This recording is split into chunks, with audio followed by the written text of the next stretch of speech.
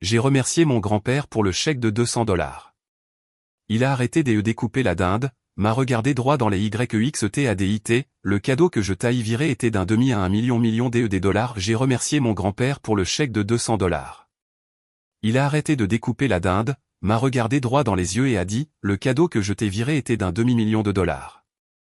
Lorsque mon grand-père a arrêté de découper la dinde, a posé le couteau avec une précision chirurgicale et a dit, le cadeau que je t'ai viré était d'un demi-million, j'ai ri, pour de bon, car l'enveloppe que ma mère m'avait glissée une heure plus tôt contenait un chèque de 200 $. Je m'appelle Jordan Grave. J'ai 31 ans et je traque les voleurs numériques pour gagner ma vie. Je suis analyste en cybersécurité pour Sentinel Tech à Denver. J'ai traqué la fraude aux crypto-monnaies dans 17 pays, aidé le FBI à récupérer 4,2 millions de dollars en paiement de rançongiciel, et j'ai témoigné devant un tribunal fédéral à 4 reprises. Je sais comment suivre l'argent dans les recoins les plus sombres d'Internet. Il s'avère que le plus grand vol de ma carrière se déroulait à la table de Thanksgiving de ma propre famille. 3 jours avant les fêtes, ma sœur Olivia a appelé. J'étais dans mon appartement, 3 moniteurs brillants de lignes de code, en train de traquer une opération de hameçonnage basée en Estonie. Sa voix avait cet éclat particulier qui me rendait toujours méfiant. Ce ton qu'elle utilisait quand elle voulait quelque chose, tout en faisant semblant du contraire. « Et, Jordi » a-t-elle dit. « Personne ne m'appelle Jordi, sauf elle. Écoute, à propos de Thanksgiving. Peut-être que tu devrais passer ton tour cette année. » J'ai mis en pause la trace que j'exécutais. Pourquoi? Grand-père est vraiment fatigué ces derniers temps. Le médecin a dit qu'il ne devait pas avoir trop d'émotions. Tu sais comment il devient quand tu viens. Il veut rester éveillé à discuter, te montrer ses vieilles cartes, raconter ses histoires sur la Corée. Elle a ri, mais cela sonnait faux. On pensait faire une fête calme, juste la famille locale. Je vis à Denver. Ma famille est à Bridgeport, dans le Connecticut. Environ 3200 km d'une distance très pratique. Depuis quand grand-père veut-il du calme? Ai-je demandé. Depuis qu'il a eu 87 ans et que son cardiologue a dit à maman qu'il devait réduire le stress. Cette partie aurait pu être vraie. Grand-père William Montgomery Grave, vétéran décoré, ingénieur civil à la retraite, la seule personne de ma famille qui m'ait jamais vraiment écouté, avait ralenti la cadence, certes, mais me demandait de sauter Thanksgiving. Cela ne collait pas. Aussi, a continué Olivia, tu devrais probablement économiser l'argent du billet d'avion. Je sais que le consulting paie bien, mais ces vols depuis Denver ne sont pas donnés. Et voilà. Olivia ne s'était jamais, au cours de ses 33 années d'existence, souciée de mes finances. Elle m'avait emprunté 3 000 $ en 2019 pour une opportunité d'affaires qui s'était révélée être une arnaque pyramidale. Elle ne m'a jamais remboursé. Quand je lui en avais parlé 6 mois plus tard, elle m'avait dit que j'étais mesquin pour une histoire d'argent entre frères et sœurs. Je vais y réfléchir, ai-je dit. Super. Je t'aime. Bisous. Elle a raccroché avant que je puisse répondre. Je suis resté assis un long moment, à fixer mes écrans. Quelque chose clochait. Cette conversation avait le même rythme que les emails de hameçonnage que j'analysais. Tous les mots justes, mais le code sous-jacent était malveillant. J'ai ouvert mon application bancaire et vérifié le compte joint que grand-père avait ouvert pour moi quand j'ai eu 18 ans. Il l'avait approvisionné avec 5 000 $. Il m'avait dit que c'était pour les urgences. Tu es intelligent avec l'argent, Jordan, avait-il dit. C'est juste au cas où tu aurais besoin d'un coussin de sécurité. Je l'avais utilisé une fois, durant ma 3e année d'université, quand mon ordinateur portable avait rendu l'âme 2 jours avant les examens finaux. J'avais tout remboursé en 6 mois. Depuis, je n'y avais plus touché. Le solde affichait 2 347 $. Cela semblait correct. Les 5 000 d'origine moins le prêt pour l'ordinateur, plus 13 ans d'intérêt minime. Mais quelque chose m'a poussé à cliquer pour voir l'historique complet des transactions. Mon estomac s'est noué. 14 août 2024. Virement entrant, 500 000 $. Libellé, pour Jordan avec amour, grand-père. 15 août 2024.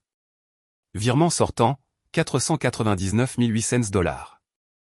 Destination, compte externe finissant par 7392. Libellé, opportunité d'investissement. J'ai fixé l'écran. 500 000 $. Disparu en 24 heures. Le compte affichait actuellement 2347 $ parce que quelqu'un avait laissé juste assez pour éviter de déclencher une alerte de solde nul, ce qui aurait pu m'envoyer une notification. Mes mains tremblaient. J'ai posé ma tasse de café avec précaution, comme si elle risquait d'éclater. J'ai appelé la banque, j'ai été transféré 3 fois avant d'atteindre quelqu'un au service de prévention des fraudes. Grave, je vois que ce virement a été initié avec des identifiants de connexion valides et une authentification à 2 facteurs, a dit la représentante. Son nom était Patricia. Elle semblait fatiguée. Ne reconnaissez-vous pas cette transaction? Je ne l'ai pas faite. L'adresse IP indique Bridgeport, Connecticut. Est-ce un endroit que vous visitez régulièrement? Ma famille vit là-bas, mais je n'y suis pas allé depuis juillet. Je vois. Et vous êtes certain de n'avoir autorisé personne à accéder à ce compte en votre nom? Complètement certain. Elle a marqué une pause. Je pouvais entendre le bruit de la frappe au clavier. Monsieur Grave, nous avons aussi un document dans le dossier. Un formulaire de procuration signé par vous le 10 août, accordant l'autorisation à encore des bruits de frappe Rebecca Grave. Serait-ce votre mère? La pièce a tangué. Je n'ai jamais signé de procuration. La signature correspond à nos dossiers. Alors la signature est falsifiée. Encore des bruits de frappe. Plus long cette fois. Je signale ce compte pour enquête. Vous devrez déposer un rapport de fraude formel. Je vous envoie un lien maintenant. Je vais aussi avoir besoin que vous vérifiez votre identité avec plusieurs questions de sécurité. La vérification a pris 20 minutes. Au moment où j'ai raccroché, mon café était froid et l'opération de hameçonnage estonienne que je traquais avait disparu, probablement relocalisée vers une autre ferme de serveurs. J'ai ouvert le document de procuration que la banque m'avait envoyé par email. C'était un PDF, de qualité correcte, avec tout le jargon juridique approprié. La signature en bas ressemblait à la mienne. Même boucle sur le G, même trait vertical net sur le J, mais je savais que je ne l'avais pas signé. J'ai une habitude très spécifique quand je signe des documents légaux. J'ajoute toujours une minuscule marque diagonale dans le coin supérieur droit du bloc signature. Invisible à moins de la chercher. Une manie paranoïaque que j'avais développée après avoir vu trop de litiges contractuels dans le monde de la tech. Cette signature n'avait pas de marque. J'ai zoomé. La pression de l'encre était fausse, trop uniforme. C'était un composite numérique, probablement créé en scannant plusieurs signatures et en les assemblant. Du travail de pro, mais pas assez pro. J'ai sorti le numéro de compte de destination du virement. Compte externe finissant par 7392. La plupart des banques ne montrent que des numéros de compte partiels pour la sécurité, mais j'avais des outils pour cela. 15 minutes de requête dans des bases de données, et une utilisation créative des API financières, m'ont donné le compte complet. Chase Rotwell. Compte ouvert à la First National Bank, succursale de Bridgeport, le 2 août 2024. J'ai cherché le nom. Profil LinkedIn, consultant en investissement, 35 ans, MBA de Columbia, fondateur de Rotwell Capital Management. Photo professionnelle montrant un homme aux dents parfaites et un costume qui coûtait plus cher que le loyer mensuel de la plupart des gens. Et là, dans son activité récente, ravi d'annoncer mes fiançailles avec l'incroyable Olivia Grave. À nos nouveaux débuts. Le post daté du 20 août. 6 jours après la disparition de mon argent. J'ai cliqué sur l'Instagram d'Olivia. C'était public. Elle n'avait jamais compris les paramètres de confidentialité. Le fil d'actualité était une chronologie de destruction, déguisée en contenu lifestyle. 16 août, photo d'une eau cristalline, sable blanc, palmier, réinitialisation bien nécessaire aux Maldives béni notre paradis. 18 août, coucher de soleil sur une piscine à débordement, reconnaissante pour ce moment. 20 août, gros plan sur sa main gauche. Un diamant massif accrochant la lumière. Il a demandé, j'ai dit oui. Fiancé il se veut curant heureux. J'ai zoomé sur la bague. Taille émeraude. Devait faire au moins 3 carats. Anneau en platine. Estimation prudente, 30 000 $. Mais 30 000 $.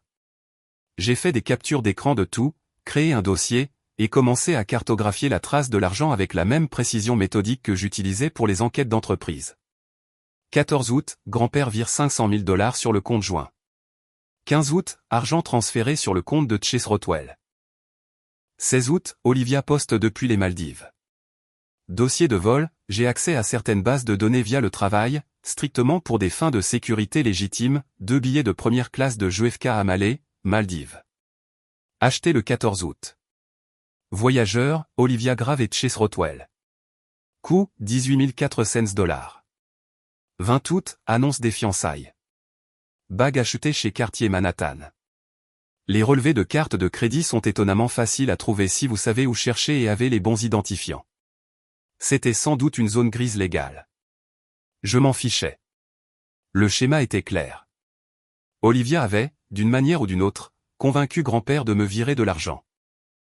Elle lui avait probablement dit que j'en avais besoin pour quelque chose, sachant qu'il ne refuserait jamais, puis elle l'avait immédiatement siphonné vers le compte de son fiancé et dépensé pour des vacances de luxe et une bague de fiançailles. Mais la signature de la procuration me dérangeait. Ce n'était pas le style d'Olivia. Elle était impulsive, imprudente avec l'argent, mais elle n'était pas assez sophistiquée pour falsifier des documents légaux. J'ai rouvert le document, étudié la signature plus attentivement. Le composite numérique était bon, mais il y avait autre chose. De minuscules incohérences dans la pression du stylo, des variations microscopiques dans la densité de l'encre qui suggéraient que cela avait été pratiqué. Quelqu'un avait décalqué ma signature plusieurs fois avant de créer la version finale. Je l'ai comparée à l'écriture de maman. Elle m'avait envoyé une carte d'anniversaire l'année dernière. Je l'avais gardée parce qu'elle s'en était réellement souvenue, ce qui était assez rare pour être notable. Les lettres majuscules correspondaient. La façon dont la barre descendante du G s'incurvait légèrement vers l'intérieur. L'angle spécifique de la barre sur le T. Ma mère avait falsifié ma signature. Je me suis adossé à ma chaise. De l'autre côté de la fenêtre, Denver s'étendait dans la lumière de l'après-midi de novembre. Le trafic bougeait sur l'IE 25. Les gens vivaient leur vie sans se douter que la mienne venait d'imploser. Mon téléphone a vibré. Texto d'Olivia. Alors, tu ne viens définitivement pas jeudi, c'est ça? Je veux juste m'assurer pour que maman n'achète pas trop de nourriture. J'ai fixé le message pendant 1 minute entière. Puis j'ai tapé, en fait, j'ai changé d'avis. Je serai là. Sa réponse est arrivée vite. Vraiment? Tu es sûr? Je croyais que tu avais dit que le boulot était dingue en ce moment. Je n'avais jamais dit ça. Le boulot peut attendre, ai-je tapé. La famille, c'est important. 3 points sont apparus, ont disparu, sont apparus à nouveau. Ok, super. À jeudi. J'ai réservé un vol, emballé mon ordinateur portable, un projecteur portable que j'utilisais pour les présentations de travail, et imprimé chaque preuve que j'avais rassemblée. Relevé bancaire, enregistrement de virement, la fausse procuration, capture d'écran de l'Instagram d'Olivia, reçu de carte de crédit, dossier de vol. 47 pages au total. Je les ai mises dans un porte-documents en cuir que grand-père m'avait offert quand j'ai obtenu mon diplôme universitaire. L'ironie ne m'a pas échappé. Mercredi, j'ai atterri à JFK et loué une voiture, conduit jusqu'à Bridgeport sous le genre de pluie froide qui donne l'impression que le monde se termine en novembre dans le Connecticut. Je me suis enregistré dans un Hampton Inn à 15 minutes de la maison de mes parents et j'ai passé la soirée à construire une présentation. Diapositive de titre « Opportunité d'investissement familial, une étude de cas sur la fraude électronique ». Sous-titre « Comment 500 000 $ sont devenus 200 $». J'ai répété le timing. 12 minutes pour la révélation complète, avec des pauses stratégiques pour un impact maximal. J'avais fait des présentations devant des conseils d'administration, témoigné au tribunal, expliqué des cybercrimes complexes à des jurys. Cela aurait dû être plus facile. Ce ne l'était pas. C'étaient des gens avec qui j'avais grandi. Ma sœur qui m'avait appris à faire du vélo. Ma mère qui m'avait conduit au club de robotique tous les samedis pendant 3 ans. Mon père qui n'avait jamais été particulièrement impliqué, certes, mais qui restait de la famille. Mais ils m'avaient volé. Pas juste l'argent. Ils avaient volé le cadeau de mon grand-père, sa confiance, son désir de m'aider. Et ils l'avaient fait si nonchalamment, si facilement. Jeudi matin, j'ai conduit jusqu'à la maison de mes parents à 14 h. Le dîner était à 16 h. Maman avait envoyé l'horaire par texto. Apéritif à 16 h, dinde à 17 h, dessert vers 18 h 30. Très organisé, très contrôlé. Je me suis garé dans la rue, j'ai porté ma sacoche d'ordinateur jusqu'à l'allée. La maison ressemblait exactement à ce qu'elle avait toujours été, une coloniale de couleur crème, avec des volets noirs, et l'érable dans la cour avant sur lequel je grimpais enfant. Normale, innocente. Maman a ouvert la porte avant que je puisse frapper. Jordan, tu as réussi. Elle m'a attiré dans une étreinte qui semblait répéter. Je suis si contente que tu aies décidé de venir après tout. Je n'aurais pas manqué ça. Elle portait son beau pull, celui en cachemire avec les boutons en perles. Ses cheveux étaient coiffés par un professionnel. Il y avait quelque chose de fragile dans son sourire. Olivia est dans la cuisine. Chase est là aussi. Je sais que tu ne l'as pas encore rencontré. Il est merveilleux. Tu vas l'adorer. Je l'ai suivi à l'intérieur. La maison sentait la dinde, la farce et la tarte. Grand-père était dans son fauteuil habituel près de la cheminée, lisant le journal avec ses lunettes de lecture perchées sur son nez. Il a levé les yeux quand je suis entré. Jordan. Son visage entier s'est illuminé. Voilà mon garçon. J'ai traversé la pièce, je l'ai serré dans mes bras avec précaution. Il semblait plus frêle que la dernière fois. Les os plus saillants sous son gilet, mais sa poigne était encore forte. Comment te traite Denver? A-t-il demandé. Bien. Vraiment bien. Je travaille sur des cas intéressants. J'attrape toujours les méchants. Toujours, a-t-il souri. C'est mon petit-fils. La justice avant tout. Les mots ont frappé plus fort qu'ils n'auraient dû. Olivia est apparue de la cuisine, Chase la suivant comme un accessoire coûteux. Elle avait perdu du poids depuis la dernière fois que je l'avais vue. Le genre de perte de poids qui vient du stress, des jus verts et du fait de ne pas manger. La bague de fiançailles accrochait la lumière, jetant de minuscules arcs-en-ciel sur le mur. Jordi.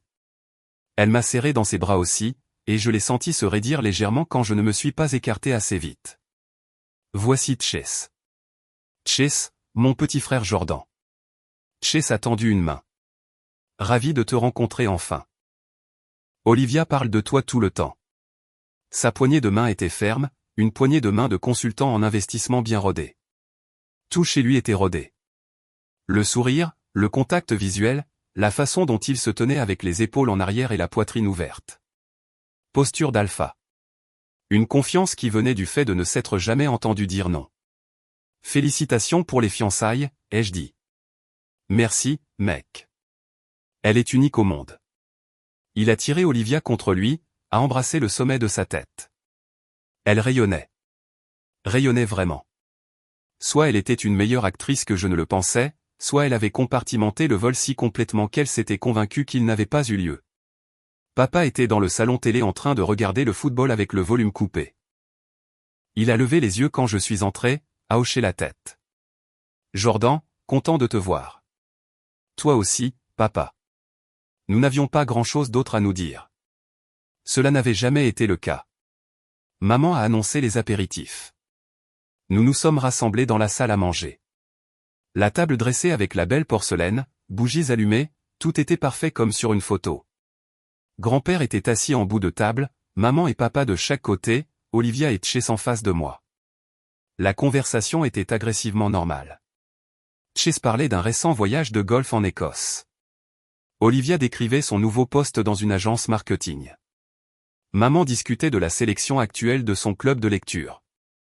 Papa restait silencieux, buvant du vin plus vite qu'il n'était conseillé. J'attendais. Finalement, maman s'est levée. J'ai failli oublier. Jordan, grand-père voulait que je te donne quelque chose. Elle a disparu dans la cuisine, et est revenue avec une enveloppe blanche, format entreprise, mon nom écrit sur le devant de son écriture. De la part de grand-père, a-t-elle dit doucement, en la pressant dans ma main. Ne mentionne pas le montant. Il est un peu gêné que les temps soient durs cette année. J'ai ouvert l'enveloppe. À l'intérieur, il y avait un chèque. Payé à l'ordre de Jordan Grave. 200 $, écrit de l'écriture de ma mère, signé de la signature tremblante de grand-père. La pièce attendait ma réaction. J'ai regardé grand-père. Il m'observait avec cette expression chaleureuse et fière que je connaissais depuis toujours. Merci, ai-je dit. C'est vraiment généreux. Les épaules de maman se sont détendues. Olivia a pris une gorgée de vin. Chase a vérifié son téléphone. Nous sommes passés au salon pour le dîner. Dinde sur un plat. Accompagnement dans des plats de service. Tout orchestré comme une peinture de Norman Rockwell. Grand-père découpait tandis que maman dirigeait la circulation, s'assurant que tout le monde ait les bonnes portions. Olivia s'est lancée dans une histoire sur sa retraite bien-être aux Fidji le mois dernier. Les séances de méditation au lever du soleil étaient absolument transformatrices. J'ai l'impression d'apprendre enfin à être présente, tu sais, à vraiment apprécier le moment. Tchès a hoché la tête. Elle est revenue une personne complètement différente, plus centrée, plus elle-même. Je me demandais s'il savait que la retraite avait coûté 14 000 $ de mon argent. Probablement. Il avait l'air du genre de gars qui vérifie les reçus. Maman a croisé mon regard. Jordan, tu devrais essayer quelque chose comme ça. Tout se travaille sur ordinateur. Tu as besoin d'apprendre à profiter de la vie. Déconnecter parfois. Je profite très bien de la vie, ai-je dit. Ah bon? Tu travailles toujours. Toujours si sérieux.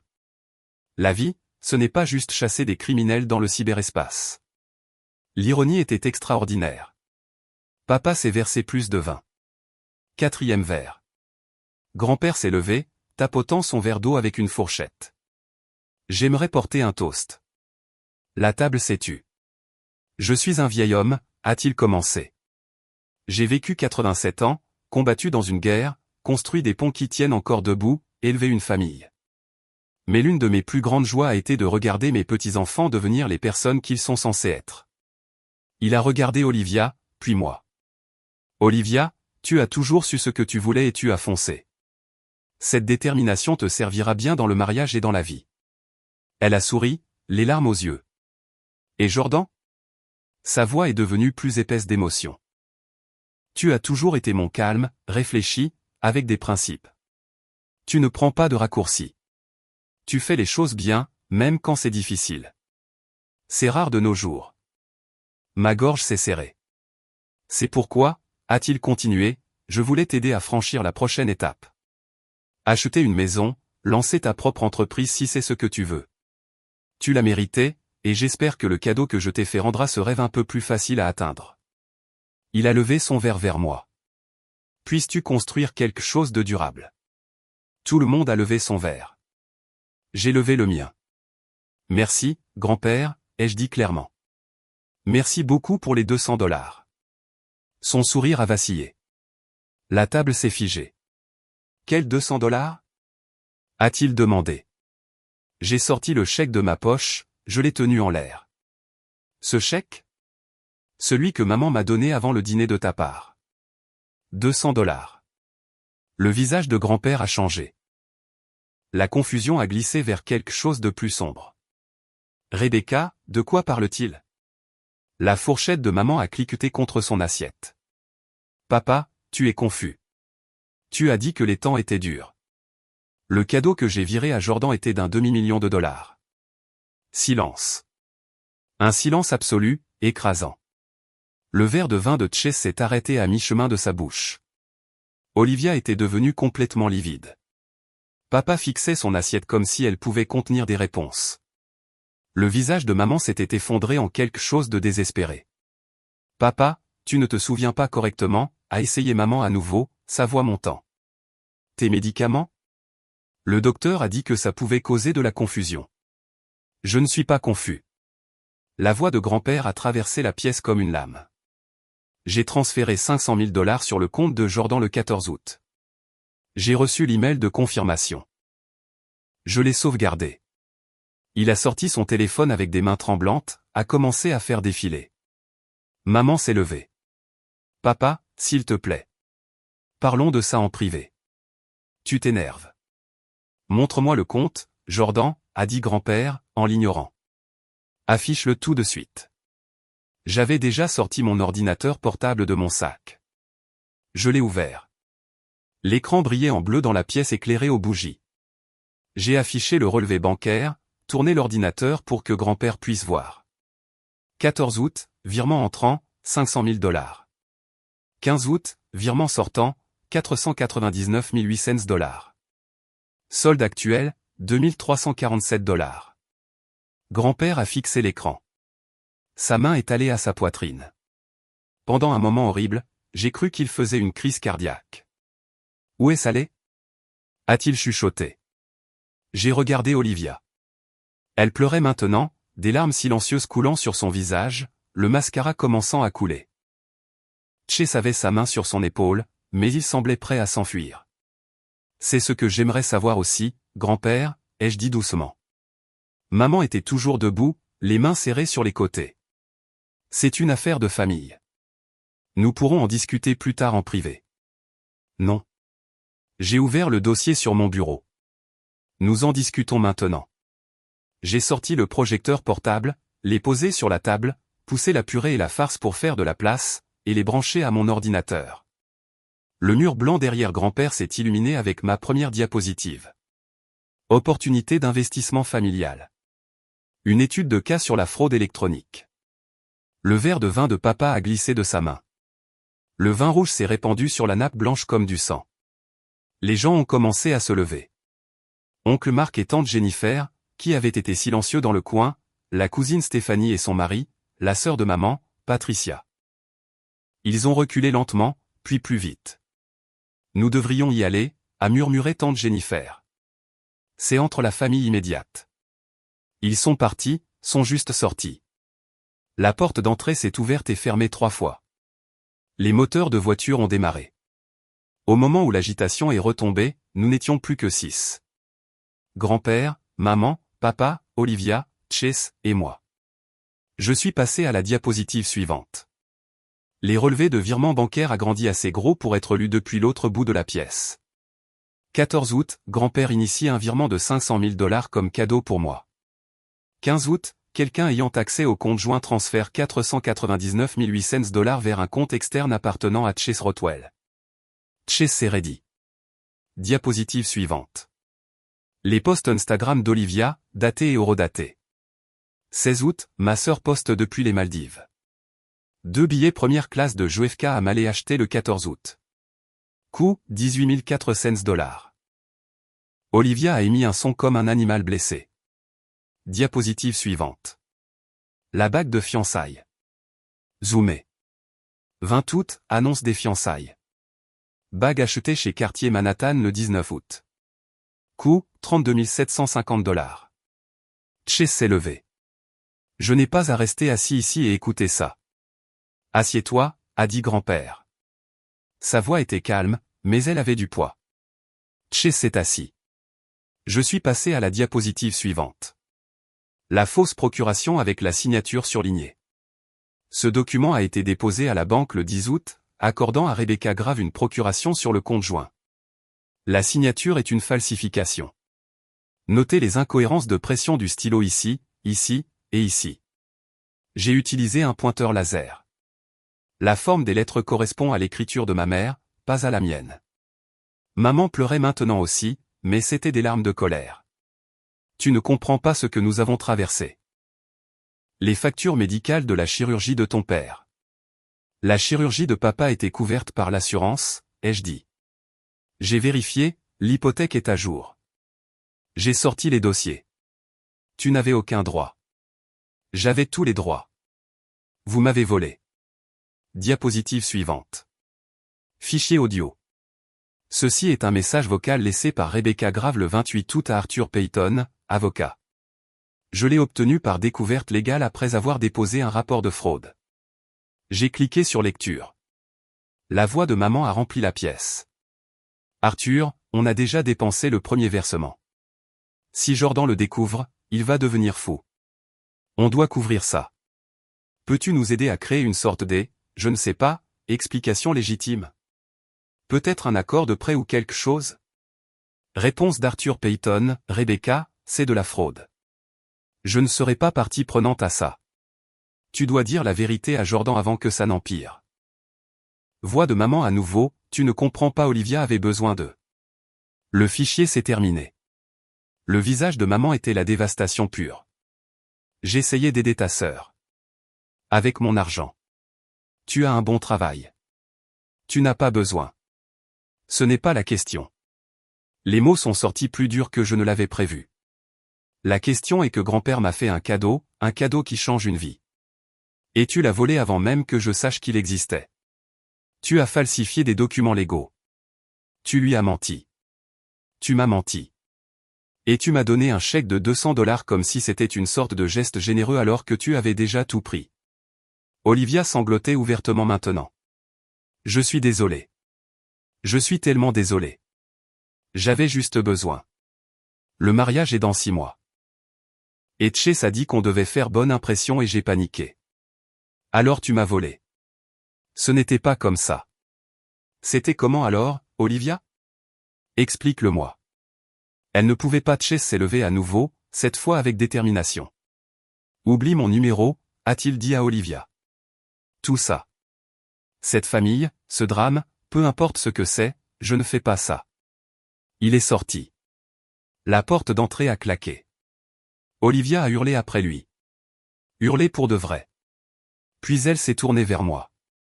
Mascara coulé, visage couperosé. Tu viens de détruire ma vie entière. Tu l'as détruite toi-même quand tu as choisi de voler. Je te déteste. Elle a attrapé son manteau, son sac à main. Je te déteste tellement. Elle est partie aussi. Sa voiture a vrombi dans l'allée, pneus crissant alors qu'elle démarrait. Papa est resté assis immobile tout au long de la scène, fixant la tache de vin qui s'étendait sur la nappe. Finalement, il s'est levé. Je vais me coucher, a-t-il dit à personne en particulier. Il est monté à l'étage. Nous avons entendu la porte de sa chambre se fermer. 3 d'entre nous restaient maintenant. Moi, maman, et grand-père. Maman tremblait. Elle s'est effondrée dans une chaise, main couvrant son visage. Je pensais que ça irait. Je pensais que tu ne le découvrirais jamais. Tu pensais mal. Grand-père s'est levé. Ses mains étaient stables maintenant, le visage figé dans une expression que je n'avais jamais vue auparavant. Chagrin, trahison, colère. Il a sorti son téléphone. Maman a attrapé son bras. Papa, s'il te plaît, ne fais pas ça. Pense à la famille. Pense à l'avenir d'Olivia. Pense à... J'y pense, a-t-il dit doucement. Je pense à la façon dont je t'ai fait confiance. Comment je t'ai appelé avant de faire le virement. Je t'ai dit que je voulais aider Jordan. Je t'ai demandé de t'assurer qu'il sache que ça venait de moi, que ça venait avec amour, et tu as pris cette confiance et tu l'as transformée en vol. Papa. Il s'est dégagé d'elle, a composé le 911. Maman s'est effondrée à genoux, s'est vraiment effondrée, mains jointes comme en prière. S'il te plaît, ne fais pas ça. Je suis ta fille. J'ai fait une erreur. S'il te plaît. Ici William Grave au 847 Maple Drive à Bridgeport, a dit grand-père dans le téléphone. Je dois signaler un vol. Maman a commencé à sangloter. Le genre de pleurs qui ressemble à une brisure. La police est arrivée 18 minutes plus tard. 2 officiers, un plus âgé, un plus jeune. L'officier Martin Chen, 23 ans dans la force, et l'officier Rachel Kim, 5 ans. J'avais déjà préparé un dossier pour eux. Toutes les preuves organisées chronologiquement. Ils se sont assis à la table de la salle à manger, la dinde froide maintenant, les bougies consumées, et ont tout passé en revue méthodiquement. Monsieur Grave, a dit l'officier Chen à grand-père, voulez-vous porter plainte? Oui. Êtes-vous certain? C'est votre fille. Je suis certain. Il m'a regardé. Et toi, Jordan? Veux-tu poursuivre cette affaire? J'ai pensé aux hurlements d'Olivia, aux sanglots de maman, à la façon dont papa était juste parti. J'ai pensé à la sortie dédaigneuse de Chase, aux fêtes gâchées et à la famille fracturée, et à toutes les années de dîner de Thanksgiving qui n'arriveraient plus jamais. Puis j'ai pensé au visage de grand-père quand il avait porté ce toast. La fierté, l'amour, la façon dont il avait économisé pendant des années pour pouvoir donner quelque chose de significatif à ses petits-enfants. Oui, ai-je dit. Je veux poursuivre. L'officier qui m'a pris des notes. Nous aurons besoin que vous veniez tous les deux au poste demain pour déposer des plaintes formelles. Nous devrons aussi nous coordonner avec la banque et possiblement le FBI puisque cela implique une fraude électronique traversant les frontières de l'État. Maman a levé les yeux, le visage bouffi et enflé. FBI? La fraude électronique est un crime fédéral, madame. Elle a semblé se replier sur elle-même. Les officiers sont partis vers 23 heures. Maman s'était déplacée sur le canapé, recroquevillée comme une enfant. J'ai emballé mon projecteur, mon ordinateur, mes dossiers de preuves. Grand-père m'a raccompagné à la porte. « Ça va ?» lui ai-je demandé. Il a souri tristement. « Hier soir, avant que tu n'arrives, ta mère m'a dit qu'elle t'avait donné mon chèque. Elle a dit que tu l'avais remercié. A dit que tu étais reconnaissant que les choses ne soient pas aussi difficiles que tu le craignais. A dit que les 200 $ aideraient vraiment pour ton loyer. La manipulation était époustouflante. Et je l'ai cru, a-t-il continué. Parce que pourquoi ne le ferais-je pas? C'est ma fille. Je l'ai élevée. Je pensais la connaître. Je suis désolé, grand-père. Ne le sois pas. Tu as fait la bonne chose. C'est son choix de vivre avec. Il a mis une main sur mon épaule. La même main qui m'avait appris à lasser mes chaussures, à lancer une ligne de pêche, à serrer la main fermement et à regarder les gens dans les yeux. Quand tu as appelé et m'as remercié pour les 200 $ au dîner, a-t-il dit doucement, j'ai presque laissé passer, je me suis presque convaincu que j'étais confus. Que ma mémoire était défaillante. Peut-être que je n'avais pas vraiment envoyé le montant total, parce que c'était plus facile que de croire que ma propre fille ferait ça. Il a marqué une pause. Mais ensuite j'ai regardé ton visage et j'ai su que tu me donnais la chance de voir vraiment ce qu'ils avaient fait. Tu me protégeais de vivre le reste de ma vie comme leur idiot. Ma gorge était serrée. Hier soir tu m'as remercié pour 200 $, a-t-il dit. Ce soir tu as prouvé que tu vaux plus que n'importe quel montant que je pourrais jamais te virer. Je l'ai serré dans mes bras avec précaution, parce qu'il était fragile, qu'il avait 87 ans et qu'il était la personne la plus forte que j'ai jamais connue. Je t'aime, grand-père. Je t'aime aussi, Jordan. Maintenant rentre. Dors un peu. J'ai conduit jusqu'à mon hôtel sous la pluie de novembre. J'ai vérifié mon téléphone à un feu rouge. 17 appels manqués d'Olivia, 6 de maman, 4 messages vocaux que je n'ai pas écoutés. J'ai bloqué leur numéro. Le lendemain matin, grand-père et moi sommes allés au département de police de Bridgeport, avons déposé les rapports formels, signé les dépositions. Le détective, Marcus Rivera, 11 ans dans les crimes financiers, nous a dit que l'affaire prendrait des mois à monter, mais c'est du solide, a-t-il dit. Fraude par procuration, fraude électronique, possiblement complot. Les preuves que vous avez compilées sont meilleures que la plupart de ce que nous voyons venant d'enquêteurs professionnels. Je suis un enquêteur professionnel, ai-je dit. Juste d'habitude pour des entreprises, pas pour la famille. Qu'est-ce que ça fait? A-t-il demandé. De s'en prendre à sa propre famille? J'y ai réfléchi. Comme la justice. Les retombées ont été immédiates et totales. Dès lundi, l'histoire avait fuité dans les médias locaux, probablement via le rapport de police, peut-être via l'un des parents qui avait assisté à la confrontation de Thanksgiving. Un Thanksgiving familial se termine par des accusations de vol, titrait le Bridgeport Courrier. L'employeur d'Olivia, une agence de marketing boutique qui se targuait de construire des marques éthiques, l'a licencié le mardi. Je le sais parce qu'elle m'a laissé un message vocal en hurlant à ce sujet. Je n'ai pas écouté le truc en entier. La communauté religieuse de mes parents, Saint Mathieu épiscopal, dont ils étaient membres depuis 32 ans, leur a demandé de se retirer de leur poste bénévole au comité de collecte de fonds. Trop d'attention négative, fut la raison officielle. Chase Rotwell a changé son statut LinkedIn en « célibataire » et a supprimé toutes les photos d'Olivia. Le site web de son entreprise a retiré sa bio pendant une semaine, puis l'a rétabli sans aucune mention de sa vie personnelle. L'enquête bancaire a révélé que le docteur Arthur Payton, l'avocat que maman avait appelé, avait en fait rapporté la conversation à la ligne éthique du barreau de l'État. Il y avait une trace écrite montrant qu'il avait essayé de la dissuader. Ce témoignage a aidé à établir l'intention. En janvier, des accusations fédérales ont été déposées. Rebecca Grave, fraude électronique, complot en vue de commettre une fraude, falsification. Olivia Grave, complicité après le fait, complot. Le FBI s'en était mêlé parce que le virement traversait les frontières de l'État et impliquait des systèmes bancaires numériques, ce qui tombait sous la juridiction fédérale.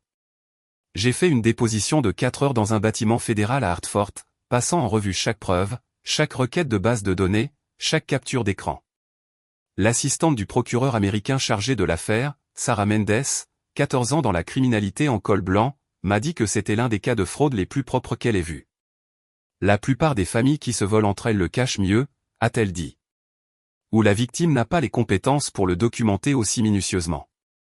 Vous avez essentiellement construit tout notre dossier pour nous. Je fais ça pour gagner ma vie, ai-je dit. Juste, d'habitude, pas contre ma propre famille. Elle a souri tristement. Qu'est-ce que ça fait? Même question que le détective. Même réponse, comme la justice. Le procès a été fixé en août. L'avocat de maman a essayé de négocier un accord de plaidoyer. J'ai refusé de participer à tout accord n'incluant pas de peine de prison. Grand-père m'a soutenu. Au final, maman a plaidé coupable à des accusations réduites, un chef de fraude électronique, un chef de falsification. Sentence, 18 mois de prison fédérale, 3 ans de liberté surveillée, restitution complète de 499 800 $ plus intérêts et pénalités. Olivia a plaidé coupable de complot et a eu 12 mois, 2 ans de liberté surveillée, et a reçu l'ordre de rendre la bague de fiançailles. Elle avait été vendue par Chase la semaine après Thanksgiving. Elle a dû la racheter aux enchères pour 28 000 $ qu'elle n'avait pas. Elle a emprunté l'argent à une tante. La bague a ensuite été vendue sur ordre du tribunal, les profits allant vers la restitution. Chase Rotwell n'a jamais été inculpé. Les procureurs n'ont pas pu prouver qu'il savait que l'argent était volé, bien que toutes les personnes impliquées aient supposé qu'il le savait. Il a déménagé à Boston 6 mois plus tard. Papa a demandé le divorce en février. Il a cité des différends irréconciliables et les actions criminelles de mon épouse. La procédure a été rapide et moche. Il a eu la maison. Maman n'a rien eu. Je n'ai parlé à aucun d'eux depuis ce Thanksgiving. J'ai bloqué leurs numéros, bloqué leurs emails, bloqué sur chaque plateforme. Mon père a essayé de me joindre 2 fois par des intermédiaires, une fois par grand-père, une fois par ma cousine Stéphanie. Les 2 fois, j'ai décliné. Je ne voulais pas de réconciliation. Je ne voulais pas d'excuses. Je voulais qu'ils comprennent que les actions ont des conséquences. Que la trahison détruit la confiance, et que la confiance, une fois détruite, ne peut jamais être reconstruite. Grand-père et moi dînons ensemble une fois par mois maintenant, généralement par appel vidéo puisque Denver, Connecticut est un long voyage. Parfois, je prends l'avion pour visiter. Nous ne parlons pas de maman ou d'Olivia. Nous parlons de ses cartes, de ses histoires de carrière, de mon travail, de ma vie. En mars, il a ouvert un nouveau compte, et a viré un autre demi-million. Cette fois, c'était accompagné d'une lettre. Jordan, voici le cadeau que j'ai toujours eu l'intention de te donner. Utilise-le pour acheter une maison, lancer une entreprise, construire quelque chose qui compte. Je sais que tu le feras bien. Ta mère m'a demandé de faire quelque chose de mal, et j'ai été assez idiot pour lui faire confiance. Tu m'as montré la vérité même quand ça faisait mal.